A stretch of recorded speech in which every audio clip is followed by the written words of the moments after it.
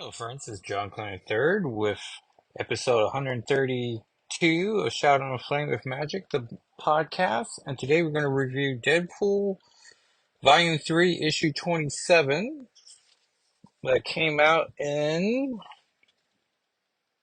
April 1999. So let's get to it. So this is going to be our first tie-in with Deadpool Month. And so starting off with one of the first Deadpool comics I own.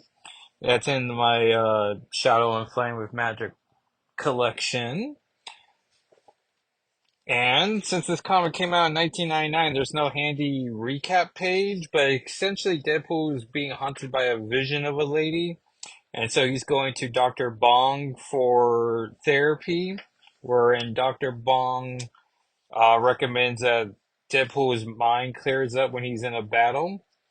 And so he recommends he goes fight somebody.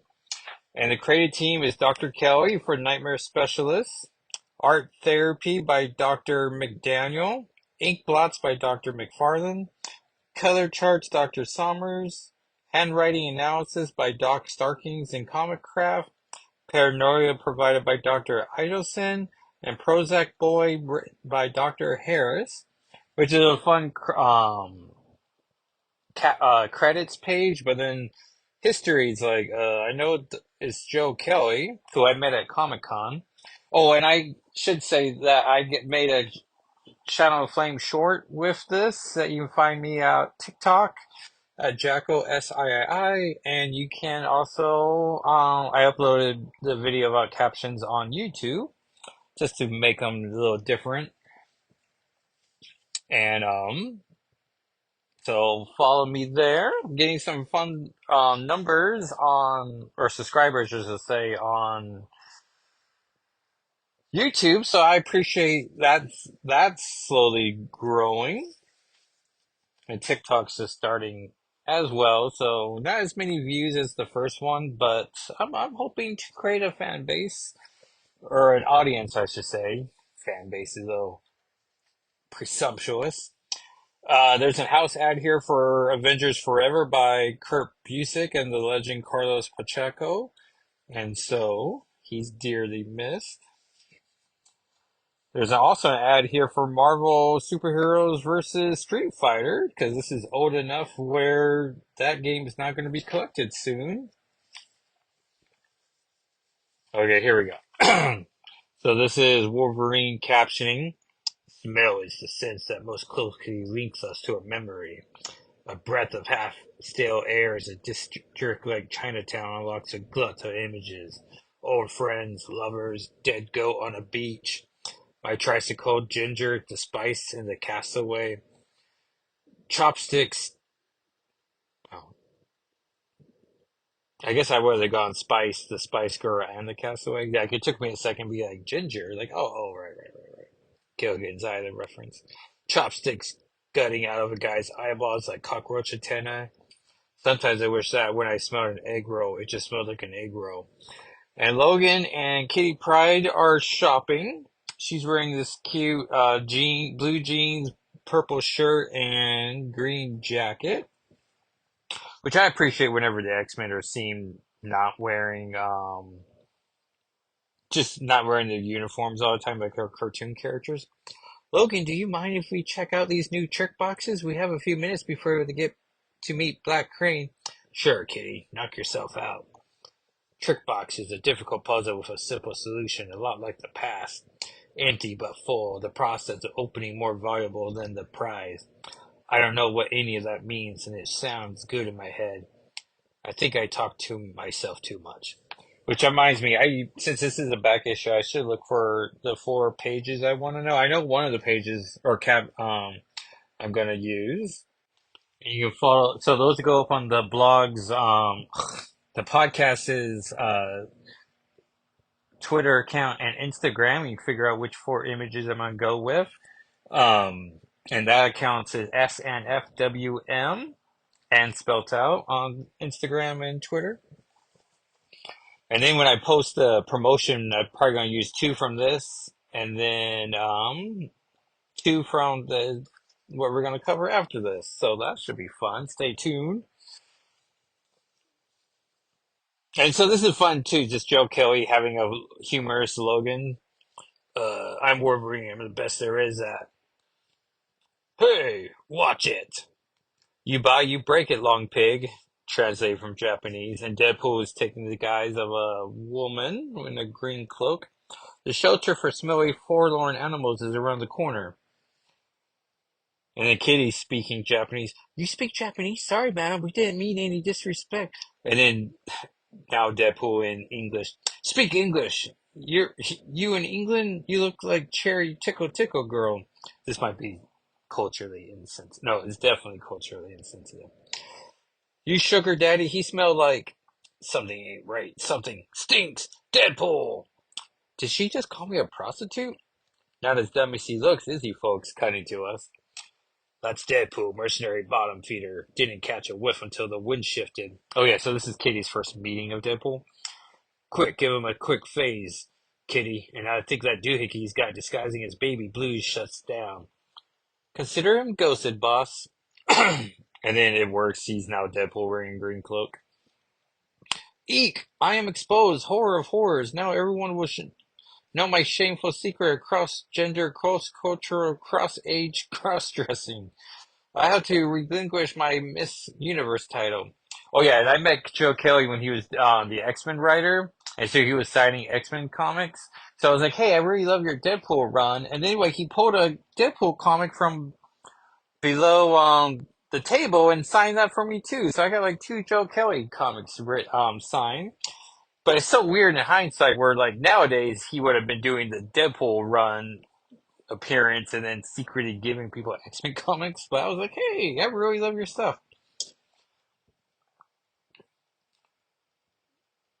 I'll have to relinquish my Miss Universe title. Seriously, you had better not bust in my holographic projector, sweet hips. I had to suck down 30 boxes of frosty coated sugar bombs to earn that thing.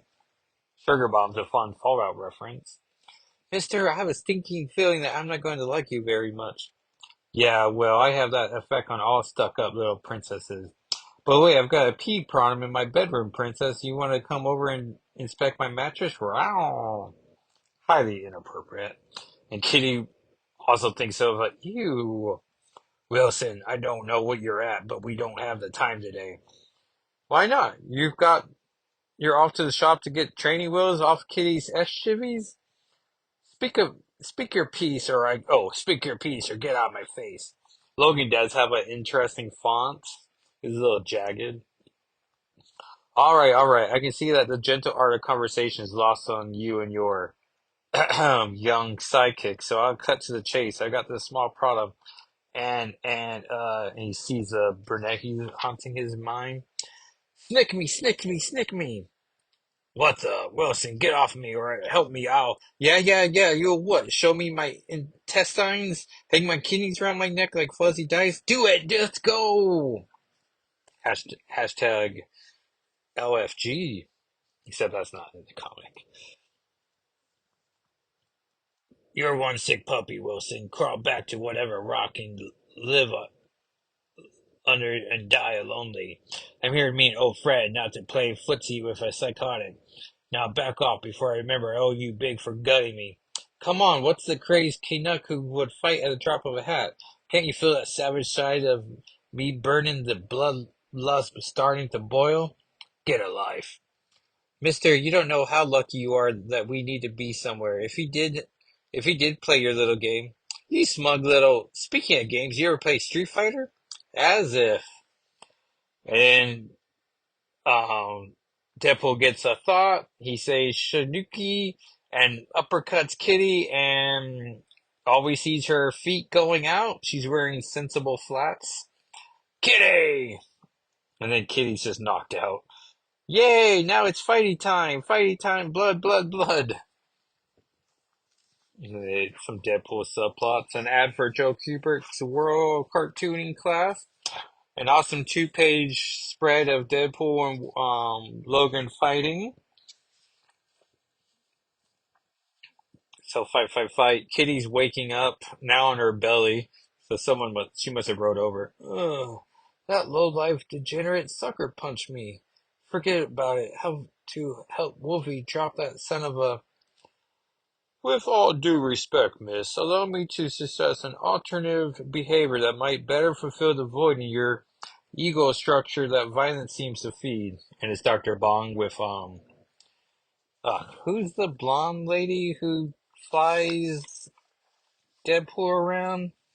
She's a nice Swedish gal who's been tormented to be his transportation. It's Ilani. Can you say group hug? Dr. Bong at your service. Charm, I'm sure. Good God, how badly did I get hit?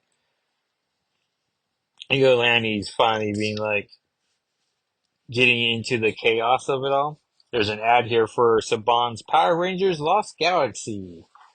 So, just to give you a little time capsule. More fighting between the gents, or the Bullpen Bulletin. On Cable 67's Out by Joe Casey and Jose Ladrune, who's my favorite creative team for Cable. With Cable down for the count, it's up to the Fantastic Four and the Avengers to defend Earth against the Harbinger Apocalypse. Bonnie the Asaki's son can both save both New York City and the future, and to do so, he must defy the prophecies of doom. Daredevil 7 by Kevin Smith and Joe Quesada. Weird that Jimmy Priorty's not listed, but I guess they're, but it's such a trio, that team. Fantastic Four 17, by Chris Claremont and Lavador, Orlarca. So that's cool. I'm probably going to have some I will do a Fantastic Four month once that movie finally ever comes out. And I can't really imagine. Oh, I don't know. Have I done Fantastic Four versus Avengers, or Fantastic Four X-Men yet? Because that's probably the easiest thing to do. Spider-Man Chapter 1, Issue 0 by John Byrne. Oh yeah, I was reading Thor during this time too. Issue 11 by Dan Jurgens and John Romita Jr. Good run. Uncanny X-Men 368 by Alan Davis and Adam Kubert. Requiem of an X-Man in the aftermath of the Magneto War. X-Men past and present gather at Xavier's Institute for Higher Learning and bid final farewell to their fallen comrade. Oh yeah, so this is the issue where Joseph's funeral, as he died during the Magneto War, and there's this double page splash. I know I posted on my Twitter account, Jackal's III, and where Xavier projects Joseph like clearly not wearing a shirt gigantically in the sky to everyone to enjoy.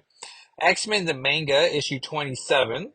Magneto returns to exact his revenge on the X-Men amidst the chaos the Sentinels attack by Yukiyanze Amagi. And which I've gone through the Marvel fandom for each of those issues, and there's no Kitty Pryde references, which is unfortunate.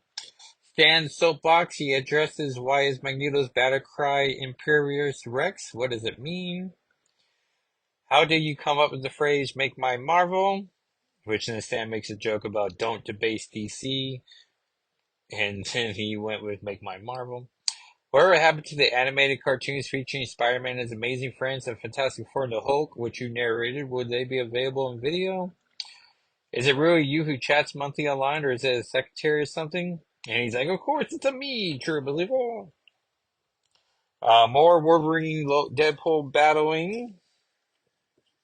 We catch up to Dr. Bong. Excellent. Don't you see, man? You've poised on the brink. Your interactions with Wolverine has triggered a wave of introspection. Viz. You are controlling the hallucinations. Address your issues, Deadpool. And then we see that Kitty's stuck in a red globe. Wolverine, he's got me trapped in some sort of force field. I can't phase through. And then Dr. Bong hits her with his bong hand. Pardon me, miss, but I'm with a client. It'll be kitty time after we're through with Deadpool. Though incidentally, your relationship with such an older man really bears exploration through therapy. And it's like, oh, kidding. And then more fighting. There's a subscription page. Let's see here. You get a discount. One title for $21.97 for a year. Two titles for $20.97 a year, and three or more, just $19.97 each. Let's see here. I would have been. Let's see. X-Men titles was Cable, Deadpool, Gambit, Generation X, Uncanny X-Men, Wolverine, X-Force, X-Man, X-Men. So I would have gone X-Men, Uncanny, and Deadpool. Probably were. Oh no, and Cable.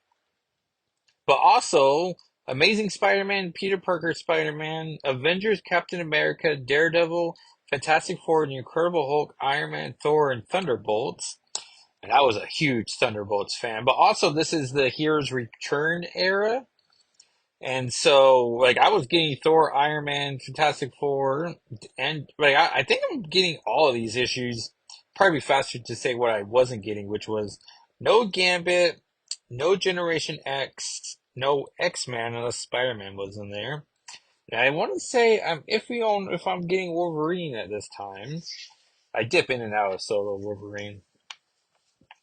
And we get a two-page of 2-page spread of Deadpool and Wolverine fighting, and then Dr. Bong still hitting poor Kitty's globe, and Kitty breaks the fourth wall, which she rarely ever does, and he's like, "This is the last time I guest star in a non-X book," which is silly. Deadpool is clearly an X book.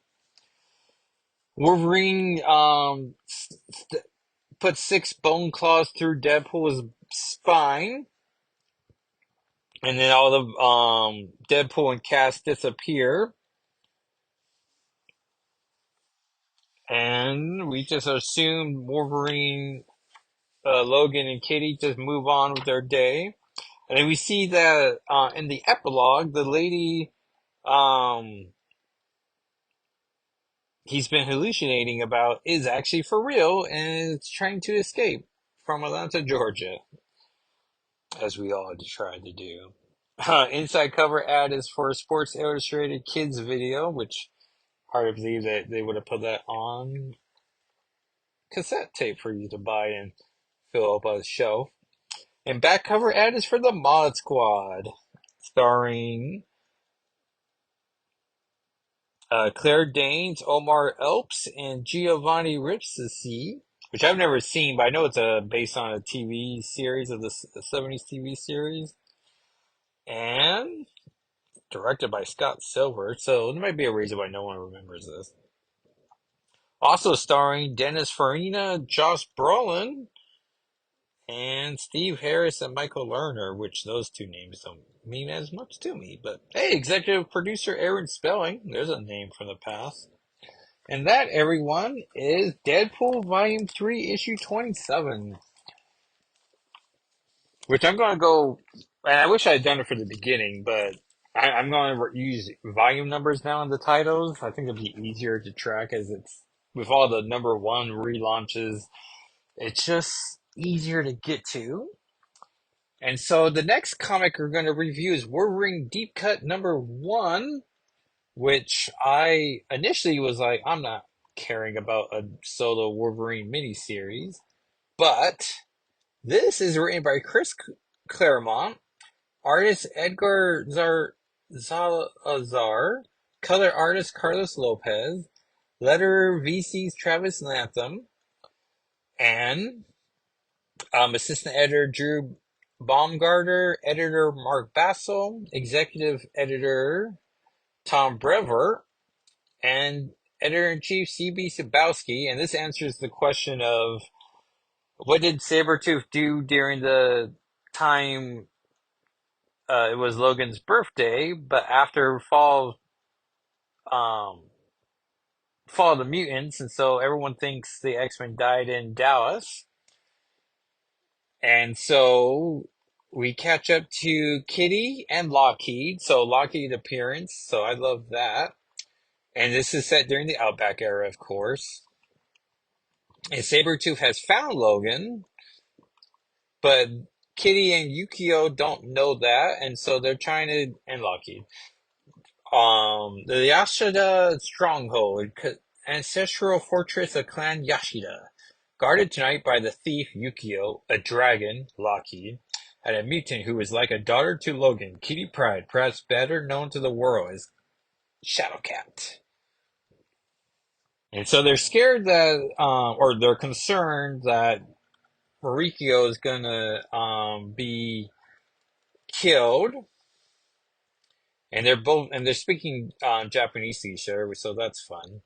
Say, do you hear the noise in the woods? Yep. Shouldn't we check it out? Nope. This is Logan's birthday. Every year on his birthday, he and Sabretooth fight to the death. And the art's amazing in this. And Claremont still has a talent for writing Kitty. And so I imagine this takes place before Excalibur issue 1. So, which as a nitpick is just like, well, she doesn't seem concerned about her phasing in this issue. But, um, but also who cares?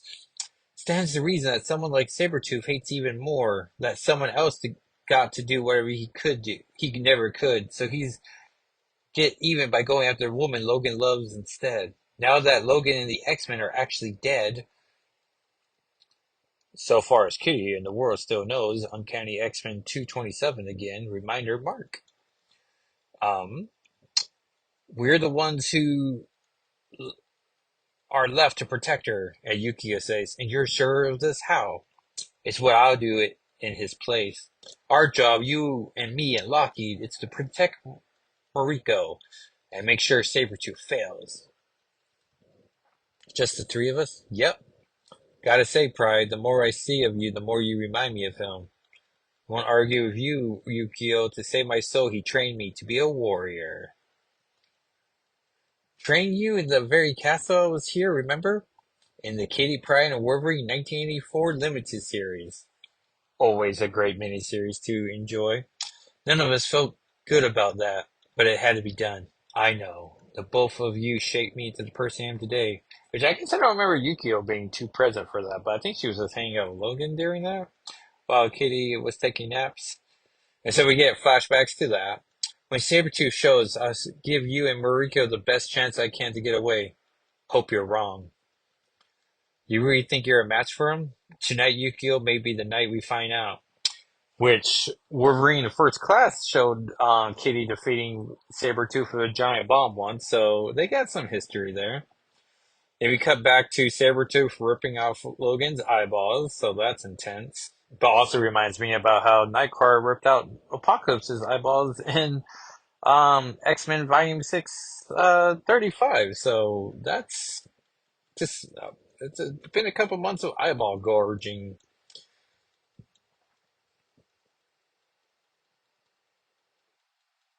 Oh yeah, so that's it. So Kitty, Lockheed, and Yuki are in 2 pages, and clearly they didn't do anything. Oh. And Logan has a glimpse of seeing Kitty, Yukio, and Lockheed protecting Mariko, and he says, thanks for looking out for Mariko, ladies. Know when I owe you. My turn now to make sure nothing like this ever happens again. I'd love to let you know we're all okay, but that's Rose's call, not mine. This is my fight, not yours. As far as the world's concerned, we X-Men are better off dead, at least till the time is right. But I don't know how he's seeing that vision, but...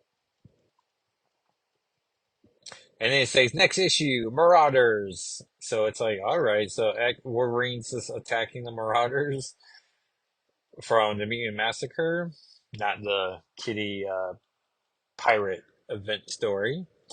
So yeah, pretty great. It looks great. It moves fast. Gives you that Wolverine Sabretooth deep cut action. Anyone will be, if you're one to enjoy that.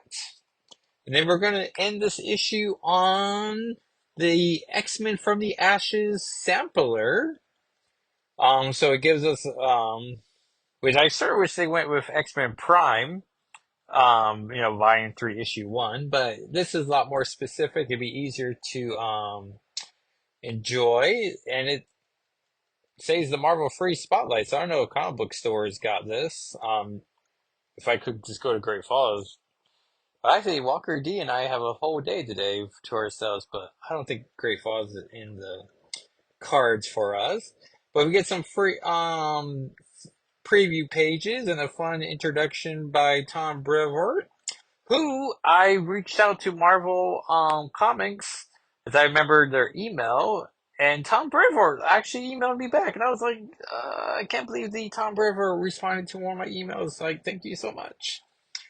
Um, we finally get a great fall from the ashes checklist with Uncanny X Men.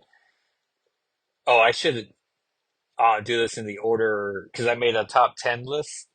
So, books I'm looking forward to the most, thanks to this checklist, is Exceptional X-Men for Kitty Pryde, or I'm sorry, Kate Pryde and Emma, and hopefully Lockheed, and the three New Mutants, Bronze, Melee, and the guy who I forget about. X-Men by Jed McKay that has magic and Cyclops, and the preview pages make it look like Juggernaut's fun in here, and Oya's in there, and Quentin Quire, so hopefully he's not bugging Oya so much. Psylocke, Kawan, uh, who I think now we all know the body swap has been fixed, and so we can just call her Psylocke now. 70s Beast, and Magneto's not on the cover for here, but he's in it. X-Force for Rachel Summers content, and Betsy Braddock. Deadpool's the guest star of it, which makes sense. Forge is leading. A mystery guy named Tank is here. I'm excited about Dazzler in the solo run. Storm and Mystique. And then Avengers 17 is not listed on here, but um that's when Storm joins the Avengers. And then NYX for that sweet Wolverine content and Miss Marvel. And which cuckoo is it? Is it Sophie? It's not Mindy, my favorite of the five. Anoa'i and Prodigy. X Factor for Havoc and Wolf. Nope. And Pharaoh. And Frenzy's in it. Is that Ted? And then Uncanny X-Men, of course, by Gail Simone and Rodriguez. And so titles that didn't make the cut were Phoenix, because Jean Grey Deep in Space. Like, I don't. Okay. Wolverine in the Snow. And Sentinels, which, if it's not written by Sean McKeever, I'm not that interested in a Sentinel series. So, yeah, so 14 titles. So, it makes an awkward top 10 rest of it. There's a Jed McKay interview, which is cool. Magic doesn't appear in the preview page except for the little panel of it. Get some cool art pieces. Stephanie Phillips interview for Phoenix, which I like a woman writer is, writing. Um, NYX preview pages. X Force has Rachel and Betsy floating about, but not holding hands. So it's like, oh, all right. Gail Simone fun interview with Wolverine and Gambit and a giant dragon. Oh, and Rogue is there. Some great preview pages by David Marquez. X Factor gets a cover ad and a couple mini pages that NYX got. Dr. Eve L. Ewing got interviewed. She gets asked about the Kate Pride Emma relationship, and she says instability breeds drama, and drama is the foundation of good storytelling. They share so much history, good and bad, but even when two characters have the kind of deep antagonism that these two have often harbored, there's a kind of intimacy there. That person who can make you angrier than anyone else, but it's only because they know you better than most people. That's where they start from here. They talk about Carmen Carnero's amazing art, and Ewing says, my opening note to Carmen in the script for issue one says, if I have one note on the motto of this series, it's make it fun. When in doubt, make it fun. So, and I'm always after X-Men having a fun title. So, I love it for, if this is it. Oh yeah, do they name the three characters?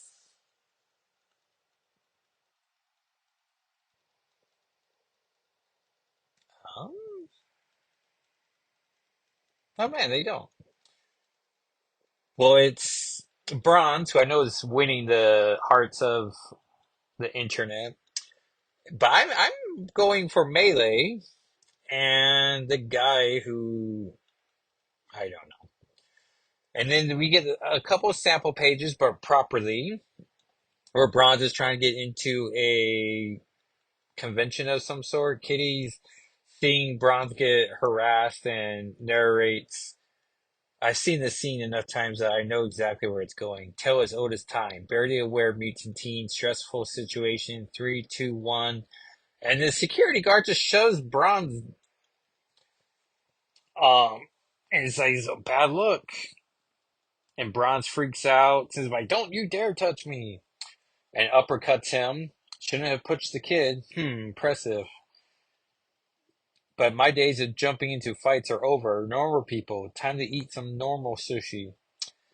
Where it's like, really? Like, you could have just stepped in between them two. And it gets worse as Kitty or Kate walks away and we hear bang! And the crowd scatters and Kate's like, damn it. And the security guard has a gun. Kate's trying to get like, kid, look out. And they say, to be continued, exceptional X-Men. And I know people are giving, so now I'm like a Kate Pride defense attorney, but you know, we've had a solid 4 years of not having to defend her, especially as she was a pirate on the open sea. So, you know, pirate law. Um, but it's like, dang it, Kate, why couldn't you just step between the security guard and Bronze and then just, you know, de-escalated the situation? But also, Bronze had two friends that just was like, well, we're going to the convention, so whatever. Um, but, because she could have phased herself and Bronze, and then if the gun fired, if it was drawn earlier, but he probably would have just called Kate a muty lover, and then everyone would have just hopefully taken a breath. But I think this is just that writer trope of like you start Kate low so you can build her up, and then you also have Kate, and maybe Bronze would have been like, "Hey, I recognize you from earlier. You could have done something," and then so it builds conflict right there, and so I think it's purposely low. Oh, here we go. Oh yeah, and then there's character sketches. So there's Bronze, Melee, and then Axel, and his name's Alex. So I guess maybe it's a play on that. We get four different looks for Kate. One's like her Bautista outfit. One is just casual, I guess, with a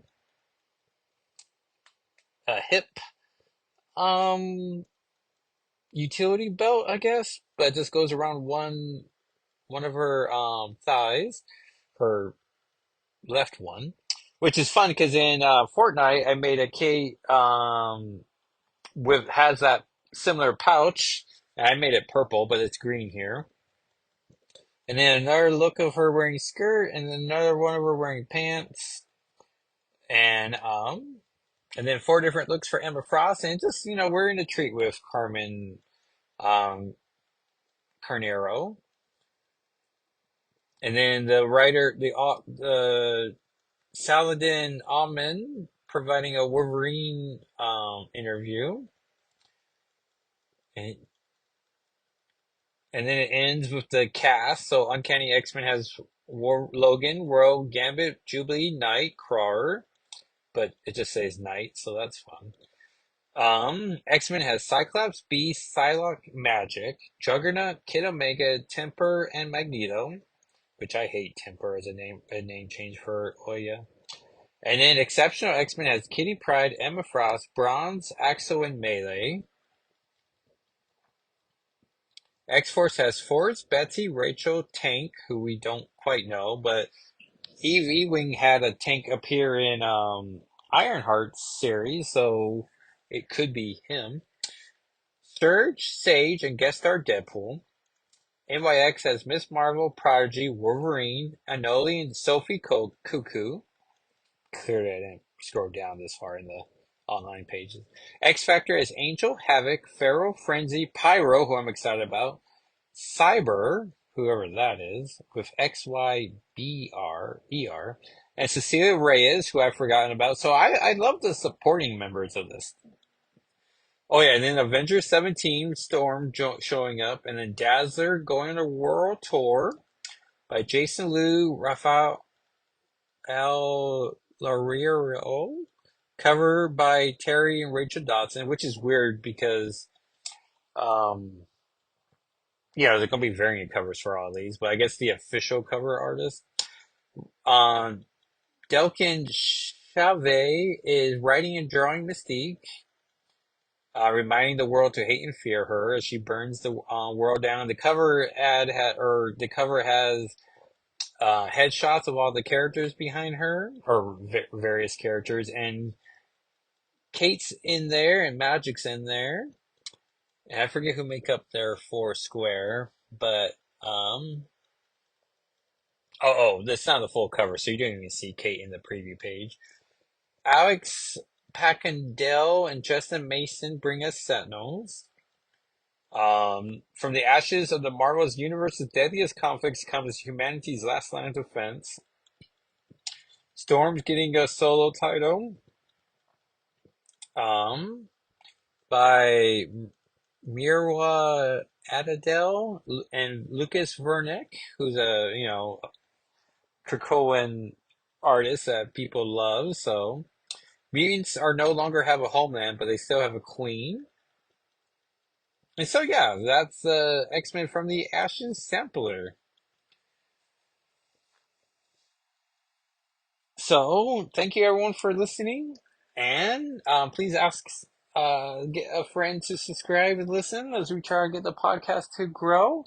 Um, the blog, my website, shadowplayingwithmagic.com, is 11 years old in a week now, so very proud of the website and just my commitment to it. Essentially, I'm doing a lot of Twitter projects and then making the website the home of it, so you can just follow them all there, and gives me a reason to do the Twitter project to share the art. And so yeah, a lot of fun things coming up. Um, a little tease, I'm going to be starting Deadly Genesis reread. So look forward to that in this upcoming week, which is also a fun mental note for me to check out what comics are on sale. Also X-Men related last week, Blood Hunt Psylocke came out, was very fun. I think maybe the Jubilee one doesn't earn Jubilee a ongoing series, but they're definitely two great um reasons for why Magic and Psylocke should have a ongoing series, as they both end with me just being like, "Can I have more Magic, please?" And more Psylocke, and it's fun that those two are in X-Men together with Cyclops. So awkwardly, the only war captain from Krakoa that's not there is Bishop. So I'm like, it'd be nice if Bishop was on that team. And so on sale on July 10th is Avengers 16, which is still tying into Blood Hunt, but it's also the pre-Storm final issue. The Joe Kelly issue 1 and McGinnis is getting reprinted, which is weird. Um, but they must be selling because they're constantly doing these reprinting. Wolverine Blood Hunt 3. Oh, hey everyone! X-Men number 1, so that's what we're going to cover, which I was also going to do Deadpool issues, but that seems like a big issue to. Well, we'll figure it out. And then X-Men Era of Apocalypse 3. So we'll see how much Danny's in that. And I doubt we're going to get any more Magic like cameos in it, but Magic's in X-Men 1, so which should be X-Men Volume 7 issue 1. So we'll definitely review that, and I had to figure out what's the next Deadpool comic I was going to do. But that is what's coming up, and thank you everyone for listening, and I'll talk to you next time. All right, everyone, bye.